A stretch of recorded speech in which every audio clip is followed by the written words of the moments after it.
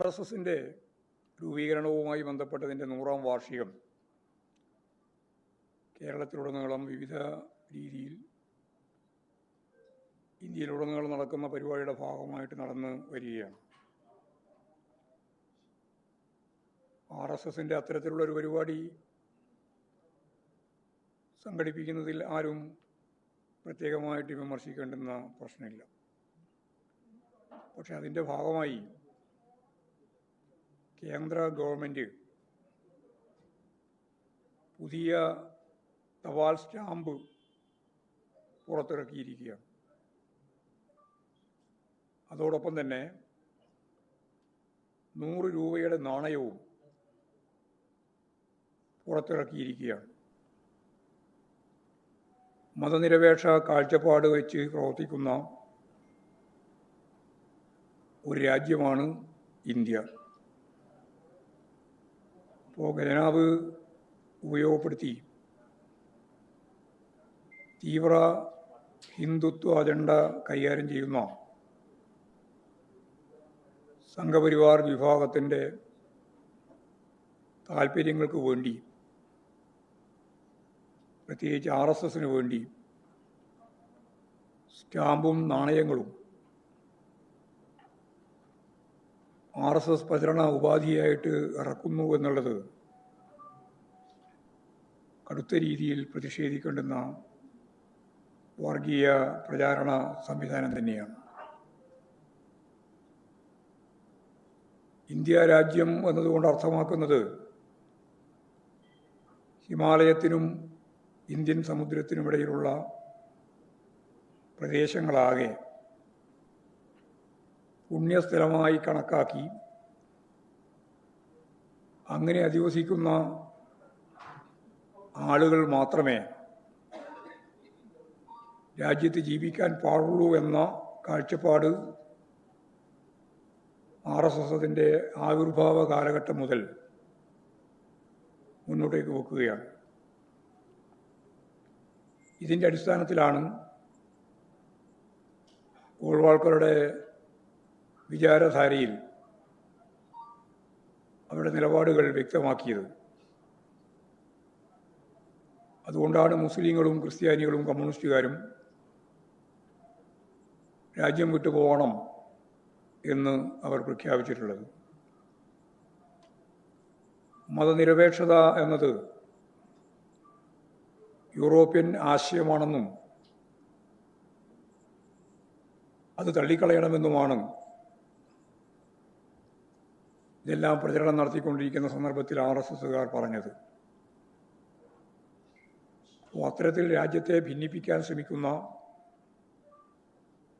RSSന്റെ 100-ാം വാർഷികം ഇന്ത്യയിലുടനീളം ആചരിക്കുന്നതിൻ്റെ ഭാഗമായി അവരിപ്പോൾ പൊതുവായ താൽപ്പര്യങ്ങൾക്ക് ഘടകവിരുദ്ധമായി വർഗീയ താൽപ്പര്യം സംരക്ഷിക്കുന്ന സംവിധാനത്തെ ഗവൺമെൻറ് തന്നെ ഉപയോഗപ്പെടുത്തുകയാണ്. ഖജനാവിൻ്റെ പണം ഇത്തരം പ്രചരണങ്ങൾക്ക് വേണ്ടി ഉപയോഗിക്കാൻ പാടില്ല എന്നതാണ് ഭരണഘടനാപരമായ കാഴ്ചപ്പാട്. അപ്പോൾ തികച്ചും തെറ്റായ സമീപനമാണ് ഈ 100-ാം വാർഷികത്തിൻ്റെ ഭാഗമായിട്ട് ഗവൺമെൻറ് ചെയ്തുകൊണ്ടിരിക്കുന്നത്. ഇന്ത്യൻ സ്വാതന്ത്ര്യ സമരത്തിൻ്റെ ഭാഗമായിട്ട് ഒരു പങ്കും നിർവഹിക്കാത്ത വിഭാഗമാണ് RSS എന്ന് നിരന്തരമായിട്ട് ഇന്ത്യയിൽ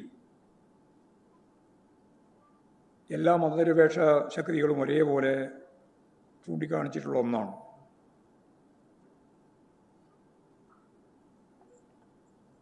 ഇത്തരം മുദ്രാവാക്യങ്ങളെ അല്ലെങ്കിൽ നിലപാടുകളെ വർഗീയ മുദ്ര കുത്തി പ്രതിരോധിക്കാനാണ് യഥാർത്ഥത്തിൽ 100 നോട്ടിൻ്റെയും 100 നാണയത്തിൻ്റെയും അതുപോലെ സ്റ്റാമ്പിൻ്റെയും ഭാഗമായിട്ട് അവർ ഉദ്ദേശിക്കുന്നു. RSS ഉയർത്തിപ്പിടിക്കുന്ന ഹിന്ദു രാഷ്ട്രീയം അല്ലെങ്കിൽ ഹിന്ദു രാഷ്ട്ര സംവിധാനം വർഗീയ പ്രതീകമായി അതിന് തന്നെ അടയാളമായി ആണവർ യഥാർത്ഥത്തിൽ ഔദ്യോഗിക നാണയത്തിൽ വർഗീയ പ്രചരണത്തിനു വേണ്ടി പരിപാടികൾ ആസൂത്രണം ചെയ്ത് നടപ്പിലാക്കുന്നത്. മഹാത്മാഗാന്ധിയെ വർഗീയ ശക്തികളാണ് സ്വാതന്ത്ര്യം കിട്ടി മാസങ്ങൾ കഴിയുമ്പോഴും മൃഗീയമായിട്ട് വെടിവെച്ച് കൊന്നത് എന്നും ഗോഡ്സെയും അന്നത്തെ RSSൻ്റെ നേതൃനിരയിലുള്ള ആളുകൾ ഉൾപ്പെടെ ഗാന്ധിവധത്തെ തുടർന്ന് അറസ്റ്റ് ചെയ്യപ്പെട്ട കാര്യവും നമുക്കെല്ലാവർക്കും അറിയാം. ഗോൾവാൾക്കർ ഉൾപ്പെടെ സവാർക്കറെ അറസ്റ്റ് ചെയ്ത കാര്യം, പ്രതിയാക്കിയ കാര്യം. ഇപ്പോൾ മഹാത്മാഗാന്ധിയെ ഇപ്പോഴും മഹത്വവൽക്കരിച്ച് ഒപ്പം നിർത്താനാണ് RSS തലവൻ അടുത്ത കാലത്തായി ശ്രമിച്ചുകൊണ്ടിരിക്കുന്നത്. ഇപ്പോൾ സ്വാതന്ത്ര്യ പ്രസ്ഥാനത്തിൻ്റെ ഭാഗമായിട്ട് ഒന്നും ചെയ്തില്ല എന്ന് മാത്രമല്ല, ബ്രിട്ടീഷ് സാമ്രാജ്യത്വത്തിനെതിരായിട്ടുള്ള സമരം നടത്തിയിട്ട് ആരോഗ്യം കളയേണ്ടതില്ല, നമുക്ക് ഹിന്ദു രാഷ്ട്രത്തിന് വേണ്ടിയിട്ടാണ് നമ്മുടെ ഊർജം മുഴുവൻ ചെലവഴിക്കേണ്ടത് എന്ന് രേഖാമൂലം എഴുതിയിട്ടുള്ള RSS നേതാവ് തന്നെയാണ് ഗോൾവാൾക്കർ. ഇത്തരത്തിലെല്ലാം വർഗീയ നിലപാടുകൾ സ്വീകരിച്ച് ഗാന്ധിവധം ഉൾപ്പെടെയുള്ള നിലപാടുകൾക്ക് ആശയ അടിത്തറ ഒരുക്കി ഗാന്ധിയെ കൊല്ലുന്ന നിലപാട് സ്വീകരിച്ചപ്പോൾ അതിൻ്റെ തന്നെ ഭാഗമായിട്ട് ഗോൾവാൾക്കർ ഉൾപ്പെടെ അറസ്റ്റ് ചെയ്യപ്പെട്ടു. ഗോഡ്സെ അതിൻ്റെ ഭാഗമായിട്ട് പ്രതിയായിട്ട് വന്നു. ഇത്തരത്തിലുള്ള എല്ലാ കാര്യങ്ങളെയും മറക്കാൻ പുതിയ തലമുറക്ക് മഹാത്മാഗാന്ധിയുടെ സംഭാവനകളെ പ്രത്യേകിച്ച് എടുത്തു പറഞ്ഞ് പ്രകീർത്തിക്കാൻ മോഹൻ ഭഗത് തയ്യാറാവുന്നു എന്നുള്ളത് ചരിത്രത്തിൻ്റെ വിരോധാഭാസമായ ഒരു ചിത്രമാണ്. ഇന്ത്യയെ വർഗീയ കലാപങ്ങളുടെ ഹീനമായ ഒരു നിലമാക്കി മാറ്റാനാണ് ഇക്കാലം അത്രയും RSS സംഘടനാ പ്രവർത്തനം വ്യാപകമായിട്ട് സംഘടിപ്പിച്ചിട്ടുള്ളത്. ഇപ്രാവശ്യത്തെ ഈ ദിനം സർക്കാർ തന്നെ ഏറ്റെടുത്ത് വലിയ പ്രചാരണത്തോടുകൂടി സംഘടിപ്പിക്കുന്നു എന്നുള്ളതാണ് നമുക്ക് കാണാൻ കഴിയുന്ന ചിത്രം. മതനിരപേക്ഷ ഉള്ളടക്കത്തെയും അതിൻ്റെ ഭരണഘടനയെയും വലിയ രീതിയിൽ ബാധിക്കുന്ന ഒന്നായിട്ടാണ് ഇതിനെ നമ്മൾ കാണേണ്ടത്. ഇതോടൊപ്പം പുതിയ പ്രവണത കേരളത്തിൽ ശക്തിയായിട്ട് വരുന്നത് നമുക്ക് കാണാൻ കഴിയും. എല്ലാ വർഗീയതയെയും എതിർത്തുകൊണ്ടല്ലാതെ മതനിരപേക്ഷതയ്ക്ക് വേണ്ടി മുന്നോട്ടേക്ക് പോകാൻ സാധിക്കുന്നതല്ല. മതനിരപേക്ഷത സംരക്ഷിക്കാൻ സാധിക്കണമെങ്കിൽ ഭരണഘടന വിഭാവനം ചെയ്യുന്ന മതനിരപേക്ഷ ഇന്ത്യ നിലനിൽക്കണം. എല്ലാ മതരാഷ്ട്രവാദികളെയും എതിർക്കുകയും തുറന്നു കാണിക്കുകയും വേണം. ഇത്തരമൊരു നിലപാടിലൂടെ മാത്രമേ വർത്തമാന ഇന്ത്യൻ സാഹചര്യത്തിൽ മതനിരപേക്ഷതയെ സംരക്ഷിക്കുന്നതിനു വേണ്ടി നമുക്ക് സാധിക്കുകയുള്ളൂ. അത്തരം പോരാട്ടം മുന്നോട്ടേക്ക് കൊണ്ടുപോകണം എന്നാണ് സമീപകാല ചിത്രം നമ്മെ ഓർമ്മിപ്പിക്കുന്നത്. ഇന്ത്യൻ സാഹചര്യത്തിൽ ഭൂരിപക്ഷ വർഗീയതയാണ് വളരുന്ന ഫാസിസത്തിലേക്കുള്ള ഇന്നത്തെ ഇന്ത്യൻ പരിതസ്ഥിതിയിലെ പുത്തൻ ഫാസിസത്തിലേക്കുള്ള യാത്ര എന്ന് നമുക്കെല്ലാവർക്കും അറിയാം. പ്രധാനമായിട്ടുള്ള അപകടവും അതുതന്നെയാണ്. എന്നാൽ അവയെ പ്രതിരോധിക്കാനെന്ന പേരിൽ രാജ്യത്ത് പ്രവർത്തിക്കുന്ന ജമാഅത്തെ ഇസ്ലാമി, അതുൾപ്പെടെയുള്ള ന്യൂനപക്ഷ വർഗീയ ശക്തികൾ മതരാഷ്ട്രവാദം നടത്തിക്കൊണ്ടിരിക്കുന്ന പ്രചാരവേലകൾ, ആശയപ്രചരണങ്ങൾ, പ്രവർത്തനങ്ങളെല്ലാം ഹിന്ദുത്വ വർഗീയ ശക്തിയെ കൂടുതൽ ശക്തിപ്പെടുത്താൻ ഉതകുന്ന സാഹചര്യം സൃഷ്ടിക്കുമെന്ന കാര്യത്തിൽ സംശയമില്ല.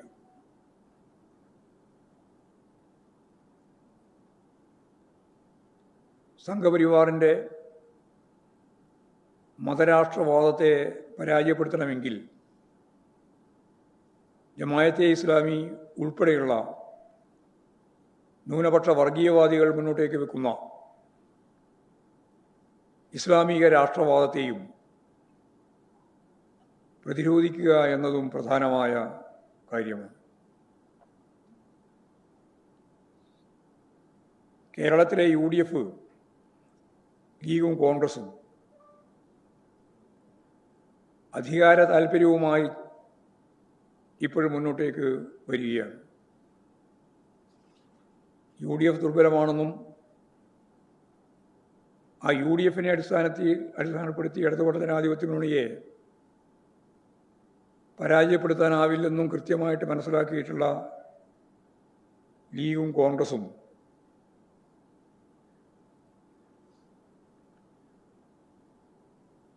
ഏറ്റവും ശക്തമത്തായ രീതിയിൽ മതരാഷ്ട്രവാദം ഉന്നയിക്കുന്ന ജമാഅത്ത് ഇസ്ലാമുമായി തുറന്ന സഖ്യത്തിലേക്ക് എത്തിയിരിക്കുന്നു എന്നുള്ള കാര്യം ഞങ്ങൾ ആവർത്തിച്ച് പറഞ്ഞപ്പോൾ ആ പറഞ്ഞ കാര്യങ്ങളെ നിഷേധിക്കുകയല്ല, മതരാഷ്ട്രവാദികളുമായുള്ള ലീഗിൻ്റെയും കോൺഗ്രസിൻ്റെയും അത് ഉൾക്കൊള്ളുന്ന UDFൻ്റെയും നിലപാടുകൾ അവർ തന്നെ പ്രതിപക്ഷ നേതാവ് VD സതീശൻ മുഖേന വിശദീകരിക്കുകയുണ്ടായി. പ്രതിപക്ഷ നേതാവ് പറഞ്ഞത് ജമാഅത്തെ ഇസ്ലാമി മതരാഷ്ട്രവാദം ഉപേക്ഷിച്ചിരിക്കുന്നു എന്നാണ്. അതായത് മതരാഷ്ട്രവാദം ഉന്നയിക്കുന്ന ഏറ്റവും പ്രധാനപ്പെട്ട ന്യൂനപക്ഷ വർഗീയവാദികൾക്ക് ലീഗും കോൺഗ്രസും അത് ഉൾക്കൊള്ളുന്ന UDFും ക്ലീൻ ചിറ്റ് നൽകിയിരിക്കുന്നു എന്നുള്ളതാണ് അവസ്ഥ. മൗദൂദിയൻ ആശയങ്ങളിൽ നിന്നവർ പിറകോട്ട് പോകുന്നു എന്ന പ്രചരണങ്ങളും VD സതീശൻ ഉൾപ്പെടെയുള്ള കോൺഗ്രസ് നേതാക്കൾ, മുമ്പ് തന്നെ ലീഗ് നേതാക്കൾ ഉൾപ്പെടെ ഈ കാര്യം വിശദീകരിച്ചതാണ്. അവർ പിന്നോട്ടേക്ക് പോവുകയാണെന്ന്. എന്നാൽ ഇത്തരത്തിലുള്ള UDF ഉയർത്തുന്ന കള്ളപ്രചരണങ്ങൾ, ലീഗും കോൺഗ്രസും ഉയർത്തുന്ന കള്ളപ്രചരണങ്ങളെല്ലാം തുറന്നു കാണിക്കാൻ സാധിക്കുന്ന രീതിയിൽ മതരാഷ്ട്രവാദ ആശയം മുന്നോട്ടേക്ക് വെച്ച് സെയ്ദ് മൗദൂദിയുടെയും ബ്രദർഹുഡിൻ്റെ നേതാവായ ഷെയ്ഖ് ഗർദാവിൻ്റെയും ആശയങ്ങൾ പ്രചരിപ്പിക്കുന്നതിനുള്ള പ്രവർത്തനങ്ങളാണ് ജമാഅത്തെ ഇസ്ലാമിയുടെ യുവജന സംഘടനയായ സോളിഡാരിറ്റി പരസ്യമായിട്ട് പ്രഖ്യാപിച്ചിട്ടുള്ളത്. ജമാഅത്തെ ഇസ്ലാമിയുടെ വിവിധ മുഖങ്ങളിലുള്ള പേരുകളുള്ള സംഘടനകൾ ഓരോന്നും ഈ മതരാഷ്ട്രവാദ ആശയങ്ങൾ സെയ്ദ് മൗദൂദിയുടെയും ഷെയ്ഖ് ഗർദാവിൻ്റെയും ആശയങ്ങൾ പ്രചരിപ്പിക്കുന്നതിൻ്റെ ഭാഗമായിട്ടുള്ള സംസ്ഥാനാടിസ്ഥാനത്തിലുള്ള ക്യാമ്പയിൻ ഇന്ന് ഒക്ടോബർ 3 ആരംഭിച്ചിരിക്കുകയാണ്. ഇവരുടെ രാഷ്ട്രീയ ചിന്ത, ഇസ്ലാം രാഷ്ട്രത്തിൻ്റെ ഭാഗമായിട്ട് അവ ഉയർത്തുന്ന രാഷ്ട്രീയ ചിന്തകളും വികാസവും എന്ന വിഷയം അടിസ്ഥാനപ്പെടുത്തി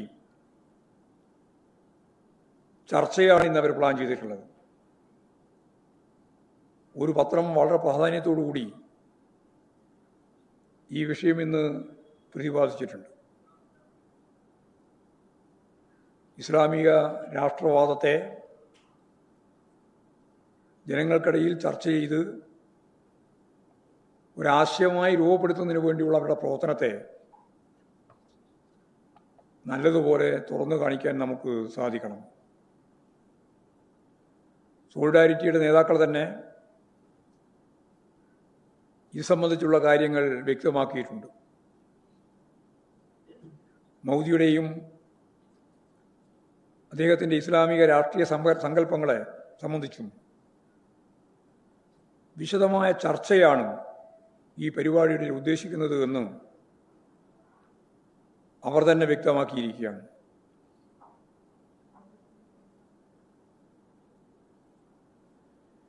മൗദൂദിയുടെ മതരാഷ്ട്രവാദത്തെക്കുറിച്ചുള്ള ചർച്ച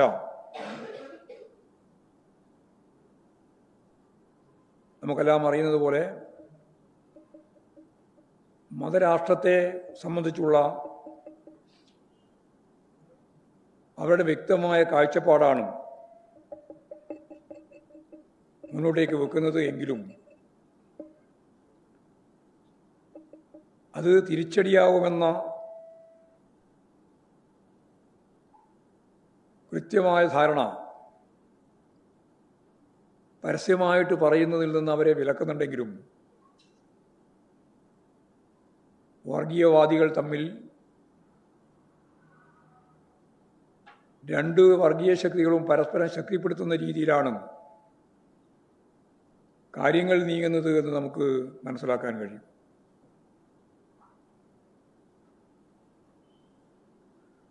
സംഘപരിവാറിനെ പോലെ തന്നെ ജമാഅത്തെ ഇസ്ലാമിയും മതരാഷ്ട്രവാദത്തിൻ്റെ വക്താക്കളാണെന്നും അത്തരത്തിലുള്ള പ്രചരണങ്ങളാണ് ഇവർ പരസ്പരം ശക്തിപ്പെടാൻ വേണ്ടിയിട്ട് ഉപയോഗിക്കുന്നത് എന്നും മതനിരപേക്ഷവാദികളായ മുഴുവൻ ജനങ്ങളും ഒരേപോലെ തിരിച്ചറിയേണ്ടതായിട്ടുണ്ട്. ഈ RSS വിഭാഗവും ഈ ജമാഅത്തെ ഇസ്ലാമി ഉൾപ്പെടെയുള്ള വിഭാഗവും ഒരു നാണയത്തിൻ്റെ രണ്ട് വശങ്ങളായിട്ടാണ് നിലകൊള്ളുന്നതും പരസ്പരം ഞാൻ നേരത്തെ പറഞ്ഞ പോലെ ശക്തിപ്പെടാൻ വേണ്ടി ശ്രമിക്കുന്നത്.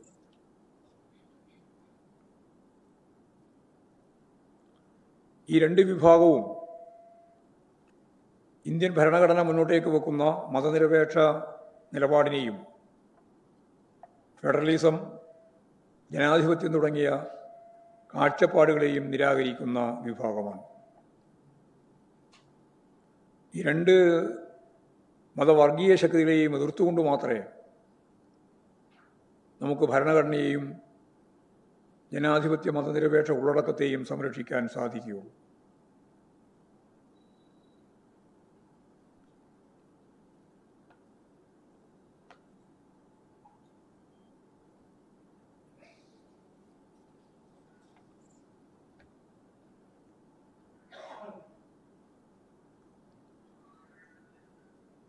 ഈ ഒരു സന്ദർഭത്തിലാണ്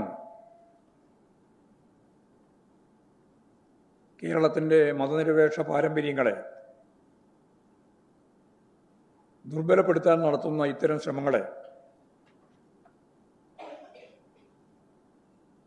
ഇതിൻ്റെ പിന്നിലുള്ള ഗൂഢശ്രമങ്ങളെയാകെ രണ്ട് വിഭാഗത്തിലുംപ്പെട്ട സാധാരണ ജനങ്ങൾക്കിടയിൽ, അതായത് ഭൂരിപക്ഷ ജനതയും ന്യൂനപക്ഷ ജനതയും, അവരെ മുഖവിലക്കെടുത്തുകൊണ്ട് ഈ കള്ളനാണയങ്ങളെ ശരിയായ രീതിയിൽ മനസ്സിലാക്കുന്നതിന് വേണ്ടിയുള്ള പ്രചാരവേല മതനിരപേക്ഷ ഉള്ളടക്കത്തോടുകൂടി സംഘടിപ്പിക്കാനാവണം. അതുകൊണ്ട് കേരളത്തിൻ്റെ മതനിരപേക്ഷതയെ സംരക്ഷിക്കുന്നതിന് എല്ലാതരം വർഗീയവാദികളെയും അതിൻ്റെ പ്രതിരോധപരമായ നിലപാടുകളെയും ശക്തിയായിട്ട് എതിർത്തുകൊണ്ട് ശരിയായ നിലപാട് സംഘടിക്കാൻ സാധിക്കേണ്ടതുണ്ട് എന്നാണ് പറയാനുള്ളത്. മുണ്ടക്കൈ ദുരന്ത ബാധിതരെ അതുവഴി കേരളത്തെ കേന്ദ്ര ഗവൺമെൻറ് വീണ്ടും അപമാനിക്കുന്ന നിലയാണ് സ്വീകരിച്ചിട്ടുള്ളത്. 400-ലധികം പേർ മരിക്കുകയും ഒരു പഞ്ചായത്തിലെ 3 വാർഡിലധികം വരുന്ന ഭൂപ്രദേശവും ജനസംസ്കൃതിയുമാകെ തകർന്നു പോവുകയും ചെയ്ത വലിയ അപകടമാണ് ചൂരൽമലയിലുണ്ടായിട്ടുള്ളത്. അവിടെ 2162.05 കോടി ധനസഹായം ലഭിക്കണം എന്നാണ് ഗവൺമെൻറ് ആവശ്യപ്പെട്ടത്. ഇത്രയും കാലത്തിന് ശേഷം ഇപ്പോഴും ഏറ്റവും അവസാനം 260.56 കോടിയാണ് സഹായമായി നൽകാൻ തീരുമാനിച്ചത്. ഇതേ പാക്കേജിൻ്റെ ഒപ്പം ആസാമിൽ 2160 കോടി നൽകാൻ തീരുമാനിക്കുകയും ചെയ്തു. സത്യം പറഞ്ഞാൽ കേരളത്തോടും കേരളത്തിലെ ജനങ്ങളോടും കാണിക്കുന്ന വിവേചനം എത്രത്തോളമാണ് എന്നതിൻ്റെ ഏറ്റവും ശ്രദ്ധേയമായ ഒരു ഉദാഹരണമാണ് ഞാൻ ഈ പറഞ്ഞത്. ന്യൂഡൽഹിയിലെ 2 വിദ്യാർത്ഥികൾ അശ്വന്തും സുദീപും ടൗണിലൂടെ നടന്നു പോകുന്ന സന്ദർഭത്തിലുണ്ടായ അവർ മുണ്ടുടുത്തിട്ടാണ് പോയത്. സംസാരിക്കുമ്പോൾ ഹിന്ദി എത്രത്തോളം സംസാരിച്ചില്ല എന്നെല്ലാം പറഞ്ഞ് കുറ്റവാളികളെപ്പോലെ കൈകാര്യം ചെയ്യും 2 കുട്ടികളെയും. പോലീസും പോലീസിൻ്റെ സാന്നിധ്യത്തിൽ ഗുണ്ടകളും കയ്യേറ്റം ചെയ്യുകയും ചെയ്ത വളരെ ഗൗരവമുള്ള പ്രശ്നം, മതനിരപേക്ഷതക്ക് അങ്ങേയറ്റം അപമാനം സൃഷ്ടിക്കുന്ന പ്രശ്നം ഉണ്ടായിരിക്കുകയാണ്. തീർച്ചയായും അത് സംബന്ധിച്ച് പോലീസിൻ്റെ സാന്നിധ്യത്തിലും പോലീസും കൂടി ചേർന്നാണ് ഈ മർദ്ദനം നടത്തിയിട്ടുള്ളത്. ഈ ക്രൂരമായ മർദ്ദനം സംബന്ധിച്ചുള്ള ഫലപ്രദമായ അന്വേഷണം വേണം. കാരണം കേരളത്തിലെ വിദ്യാർത്ഥികൾ ലോകത്തിൻ്റെ വിവിധ മേഖലയിൽ പഠിക്കുന്നവരാണ്. ഇന്ത്യയുടെ വിവിധ പ്രദേശങ്ങളിൽ അവർ വിദ്യാലയത്തിൽ പഠിക്കുന്നുണ്ട്. അവരുടെ സുരക്ഷ കേരളത്തെ സംബന്ധിച്ചിടത്തോളം വളരെ പ്രധാനപ്പെട്ടതാണ്. സാധാരണ നിലയിൽ ഇല്ലാത്ത ഇത്തരം പ്രവണതകളെ അതിശക്തിയായിട്ട് എതിർത്തുകൊണ്ട് മാത്രമേ ഈ പ്രശ്നങ്ങൾക്ക് പരിഹാരം കാണാൻ സാധിക്കുള്ളൂ എന്നതാണ് അത് സംബന്ധിച്ചുള്ള നിലപാട്. അതുകൊണ്ട് സമഗ്രമായ ഒരു അന്വേഷണം ഈ കാര്യത്തിൽ നടത്തണം. കള്ളപ്രചരണങ്ങളാണ് ആ കുട്ടികൾക്ക് നേരെ നടത്തിക്കൊണ്ടിരിക്കുന്നത്. ആ അർത്ഥത്തിൽ ഡൽഹിയിലാണ് സംഭവം ഉണ്ടായതെങ്കിലും നമ്മുടെ തലസ്ഥാന പട്ടണമാണ്. ആയിരക്കണക്കിന് കുട്ടികൾ ഡൽഹിയിൽ ഉൾപ്പെടെ മലയാളി കുട്ടികൾ വിദ്യാഭ്യാസം ചെയ്യുന്നുണ്ട്. ഇത് അടിയന്തരമായി ഇടപെട്ട് പരിഹരിക്കുന്നില്ലെങ്കിൽ ഫെഡറൽ സംവിധാനത്തിൻ്റെയും ജനാധിപത്യത്തിൻ്റെയും ഒക്കെ നമ്മൾ ഉയർത്തുന്ന ഭരണഘടനാപരമായ സംരക്ഷണം ഒന്നും ഉറപ്പാക്കാൻ സാധിക്കുന്നതായിരിക്കില്ല നമ്മുടെ മുമ്പിലുള്ള സ്ഥിതി. ഇത്രയും കാര്യങ്ങളാണ് പൊതുവെ പറയാനുള്ളത്.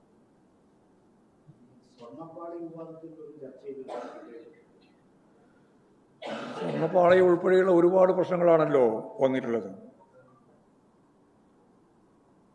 ശബരിമലയിലെ ദ്വാരപാലക ശില്പം പീഠം കാണാതായി എന്ന് ഉണ്ണികൃഷ്ണൻ പോറ്റിയാണ് ആരോപണം ഉന്നയിച്ചിട്ടുള്ളത്. ലോക അയ്യപ്പ സംഗമത്തിൻ്റെ തൊട്ട് മുമ്പ് അത് അലങ്കോലപ്പെടുത്താൻ സാധിക്കത്തക്ക രീതിയിലുള്ളൊരു ഊഹാപോഹം എന്ന നിലയിലാണത് പ്രചരിപ്പിക്കപ്പെട്ടത്. ഇപ്പോൾ ഇത്തരത്തിലുള്ള കാര്യങ്ങളിൽ നിന്ന് ഇപ്പോഴും തുടർച്ചയായി ഒരുപാട് പ്രശ്നങ്ങളാണ് വന്നുകൊണ്ടിരിക്കുന്നത്. അത് സംബന്ധിച്ച് ഹൈക്കോടതി നിർദ്ദേശപ്രകാരം ദേവസ്വം വിജിലൻസിൻ്റെ അന്വേഷണം നടന്നുകൊണ്ടിരിക്കുകയാണ്. ഈ എല്ലാ ആരോപണങ്ങളും ഒന്നൊഴിയാതെ ഫലപ്രദമായ ഏജൻസിയെ ഉപയോഗപ്പെടുത്തി അന്വേഷിക്കണം എന്നാണ് ഞങ്ങൾക്ക് ഇത് സംബന്ധിച്ച് പറയാനുള്ളത്. ആരാണോ ഇതിൻ്റെ ഉത്തരവാദികൾ എന്നുള്ളവരെ കണ്ടെത്തുന്നതിന് വേണ്ടിയുള്ള ഫലപ്രദമായ അന്വേഷണം നടക്കട്ടെ എന്നാണ് CPM-ൻ്റെ അഭിപ്രായം. ആരെയും സംരക്ഷിക്കാനോ ആരുടെയെങ്കിലും സംരക്ഷണം ഏറ്റെടുക്കാനോ CPM ഇല്ല. സത്യസന്ധമായി കാര്യങ്ങൾ കൃത്യമായി അന്വേഷിക്കണം. ഇടതുപക്ഷ ജനാധിപത്യ മുന്നണി ഗവൺമെൻറ്റിന് ഇതിൻ്റെ ഭാഗമായിട്ട് ഒരു നയാ പൈസയുടെയും കാര്യം കിട്ടേണ്ടതില്ല. CPM-നെ സംബന്ധിച്ച് ഞാൻ പ്രത്യേകിച്ച് പറയുകയും വേണ്ട. അപ്പോൾ ഫലപ്രദമായ അന്വേഷണം ഇതിൻ്റെ ഭാഗമായിട്ട് നടക്കണം എന്ന് തന്നെയാണ് പറയാനുള്ളത്. ഈ പരാതി തന്നെ ഉന്നയിച്ചിട്ടുള്ള ഉണ്ണികൃഷ്ണൻ പോറ്റി നടത്തിക്കൊണ്ടിരിക്കുന്ന നിരവധിയായ ചെയ്തികളെപ്പറ്റിയാണ് ഇപ്പോൾ നമ്മൾ വാർത്താമാധ്യമങ്ങളിലൂടെ കണ്ടുകൊണ്ടിരിക്കുന്നത്.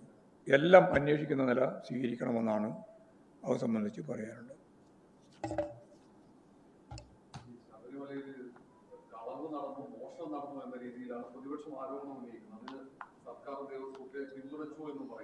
അല്ലല്ല, അത് സംബന്ധിച്ച് ഞാൻ പറഞ്ഞത് ഇനി ഭാഗികമായിട്ട് ഉത്തരം പറയേണ്ട കാര്യമില്ല, നമ്മൾ ചർച്ച ചെയ്യേണ്ടിയും കാര്യമില്ല.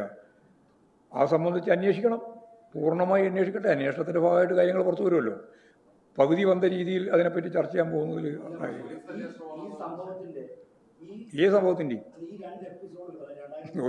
ഒരു എപ്പിസോഡ് മാത്രമല്ല, പല എപ്പിസോഡും വന്നുകൊണ്ടിരിക്കുകയാണ്.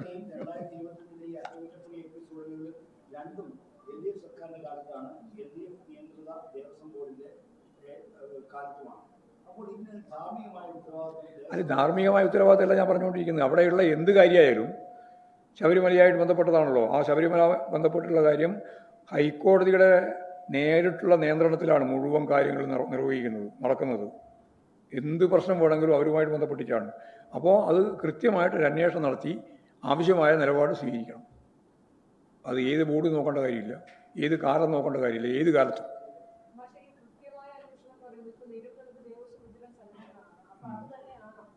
അത് പോരെങ്കിൽ വേറെ എന്തൊക്കെ അന്വേഷണം വേണോ അതൊക്കെ അന്വേഷിക്കാം.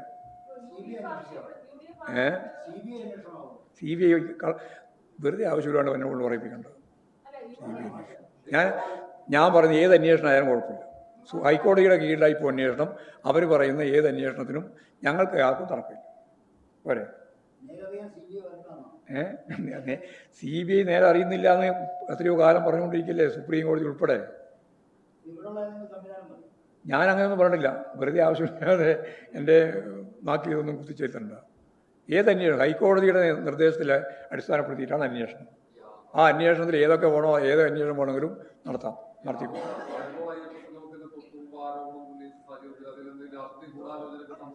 അത് രാഷ്ട്രീയ കൂടായ്മയുടെ ഭാഗമാണോ എന്ന് പറയാൻ പറ്റില്ല. പക്ഷെ അപ്പോഴാണ് വന്നത് എന്നുള്ളത് ശ്രദ്ധേയമാണ്.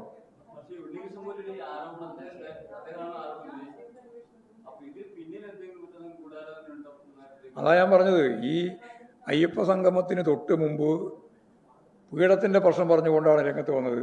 അവസാനം പീഠം നോക്കുമ്പോൾ അദ്ദേഹത്തിൻ്റെ തന്നെ നേതൃത്വത്തിലാണ് പീഠം കടത്തിയത് എന്ന് വ്യക്തമായിട്ടുണ്ട്. അപ്പോൾ എല്ലാം അന്വേഷിക്കട്ടെ. അന്വേഷിക്കുമ്പോൾ കൃത്യമായിട്ട് വിവരം വരും. ധൃതി പിടിക്കേണ്ട കാര്യമില്ലല്ലോ. നമുക്ക് സത്യസന്ധമായിട്ട് എന്താണ് കാര്യം എന്നുള്ളത് തിരിച്ചറിയുക തന്നെ വേണം. തിരിച്ചറിയുന്നതിന് ആവശ്യമായ നിലപാട് സ്വീകരിക്കുന്നതിൽ കമ്മ്യൂണിസ്റ്റ് പാർട്ടി മാർക്സിസ്റ്റിന് യാതൊരു തർക്കമേ ഞങ്ങളാളല്ലാന്ന് ഉറപ്പാണ്.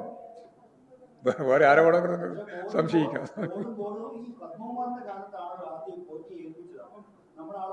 നമ്മുടെ ആളുകളെ ഏൽപ്പിക്കുന്ന ഇതെല്ലാം ചെയ്യാൻ വേണ്ടി എല്ലാ സ്ഥലത്തും CPI-ൻ്റെ ആളുകളെ നോക്കിയിട്ടാണോ ഏൽപ്പിക്കുക? അതൊക്കെ പരിശോധിച്ചോട്ടെ എന്ന് ഞാൻ വെറുതെ അതിനെപ്പറ്റി ആവശ്യമില്ലാതെ ചോദ്യം ചോദിക്കുക, എന്നിട്ട് ആവശ്യമില്ലാതെ ഉത്തരം പറയും. എന്താവശ്യം? പത്മകുമാറിൻ്റെ കാലത്ത് ഞാൻ കുറച്ചൊരു കാര്യം പറഞ്ഞു. ആ കാര്യം സംബന്ധിച്ച് പൂർണ്ണമായി അന്വേഷിക്കേണ്ടിയുണ്ട്. അന്വേഷിച്ച് നിലപാട് വരട്ടെ, അപ്പോൾ നമുക്ക് നോക്കാം. ആരായാലും ഞാൻ വെറുതെ പറഞ്ഞല്ല, ആരെന്നുള്ളത് ഞാനിപ്പോൾ പറയുന്നില്ല. ആരായാലും ആരുടെ കാലത്തായാലും ഏത് വ്യക്തികളെല്ലാം ഉൾച്ചേർന്നാലും ഹൈക്കോടതിയുടെ ഭാഗമായിട്ടുള്ളൊരു അന്വേഷണ സംവിധാനത്തിൻ്റെ നിലപാട് സ്വീകരിച്ച് ഇപ്പോൾ മുന്നോട്ടേക്ക് പോകുന്നുണ്ട്. അന്വേഷിക്കട്ടെ. ഞങ്ങൾക്കൊന്നും മറച്ചു വെക്കാനില്ല. അതുകൊണ്ട് ഞങ്ങളെന്താ ഭയപ്പെടേണ്ട കാര്യം? ശരി, അതെ, അങ്ങനെയാണ്. അല്ലാന്ന് പറഞ്ഞാൽ ശബരിമലയുമായി ബന്ധപ്പെട്ട മുഴുവൻ കാര്യങ്ങളും കോടതിയായിട്ട് ബന്ധപ്പെട്ടുകൊണ്ടാണ് കൈകാര്യം ചെയ്യുന്നത്.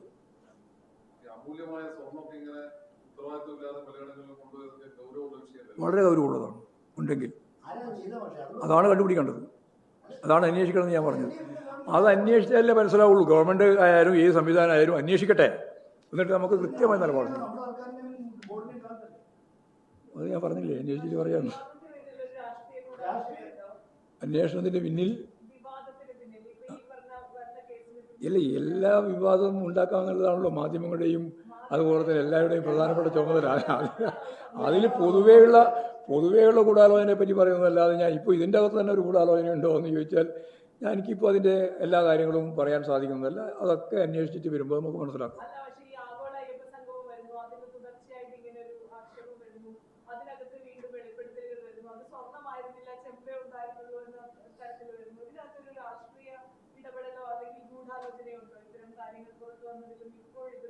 അത് ഉൾപ്പെടെ ആലോചിച്ചോട്ടെ, അന്വേഷിച്ചോട്ടെ.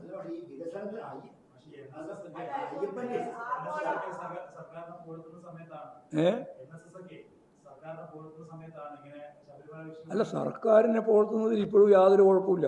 ഇത് എന്തുകൊണ്ട് മാത്രം സർക്കാർ ഇഴക്കപ്പെടുന്നില്ല. നിങ്ങൾക്കുടനെ ആവശ്യമുള്ളത് ഗവൺമെൻറ്റിനെ ഇഴക്കണം. എങ്ങനെയാണ് അതിൻ്റെ പോയിന്റ് കിട്ടുക എന്ന് പറഞ്ഞ് നടക്കുകയാണ്. ഇമാതിരി കുറേ വാർത്താ മാധ്യമങ്ങൾ ആവശ്യമില്ലാതെ ചർച്ചയായിട്ട് നടന്നുകൊണ്ടിരിക്കുക.